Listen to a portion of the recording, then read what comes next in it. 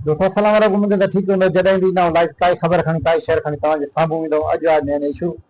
उहा Benazir income support तहत जेके असांजी अमीरियूं, असांजी भेनरियूं, असांजी बेवा यतीम जेको वज़ीफ़ो खणंदियूं अचनि पियूं ऐं उन्हनि जे पाकिस्तान हुकूमत तरफ़ां ॿारनि जे लाइ बि वज़ीफ़ा चालू कया विया ऐं केतिरा ई जेको आहे सो असांजी अमड़ियूं भेनरियूं ॿारनि जे वज़ीफ़े खां महरूम आहिनि। उन बाबति तव्हांखे आगाह कंदासीं त असांजे ज़िलो खैरपुर में पाकिस्तान हुकूमत तरफ़ां वॾे में वॾी हिकिड़ी बजट रखी वई हुई, जेका ईअं चइजे त असांजे अमड़ियुनि भेनरुनि खे ऐं असांजे अवाम खे हिकिड़ी कारी पटी ॿधी करे हिकिड़े ऊंदहि तरफ़ छिकियो थो वञे। असां मौसम ॿारनि जेके स्कूल में जेके ॿार पढ़नि था ऐं उन्हनि जो वज़ीफ़ा अचणु शुरू थी विया ऐं उहे असांजे ज़िलो खैरपुर ख़ासि करे तालुको किंगरीअ खे नज़रअंदाज़ कयो वियो आहे ऐं मथी लेवल ते एतिरो त जेको त असां सां जेको आहे इन मसूम ॿारनि सां हिन भेनरुनि सां हिन अमन सां नाजाइज़ी थियूं हलनि त उहे मनपसंदि स्कूल मथे ॿार चाढ़िया विया, जिन बेनज़ीर इनकम सपोर्ट जेका डिवाइस वारा आहिनि,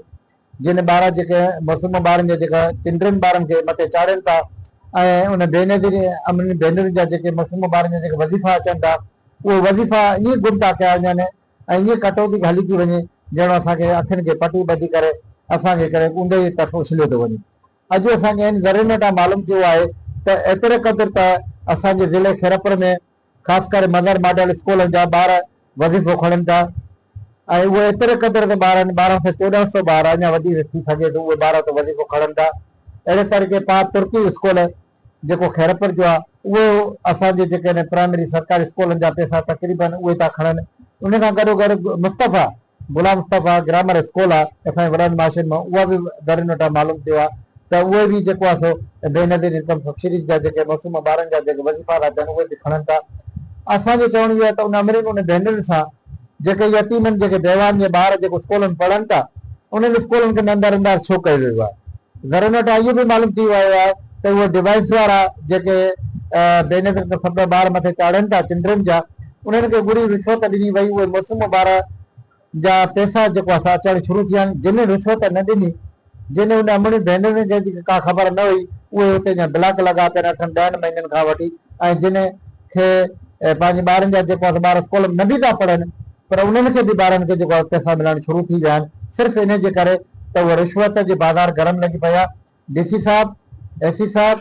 ऐं मुख़्तार कार किंगरीअ खे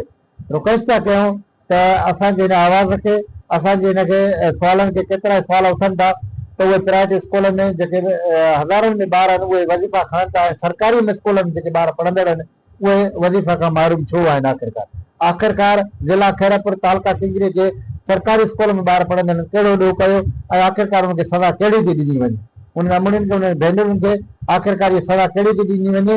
ऐं कहिड़े तहत जेको आहे उन जा ॿार मथे न चढ़ियल आहिनि। उहे अचनि था हिन किस्त में मथी किस्त में 4-5 किस्तूं गुज़िर थी चुकियूं आहिनि पर उन नमूने भेनरुनि जी जेके नज़रुनि मसूम ॿारनि जे जेको चिल्ड्रन जे जेके वज़ीफ़े ॾे उहे न मिली सघियूं आहिनि। अमीर उन भेनरुनि सुञाणी धुर ऐं सियासी समाजी सफ़ियान घणा ई सुवाल उथारिया आहिनि ऐं इहे सुवाल उथारिया आहिनि त आख़िरकार मदर मॉडल स्कूल, पाक तुर्की स्कूल,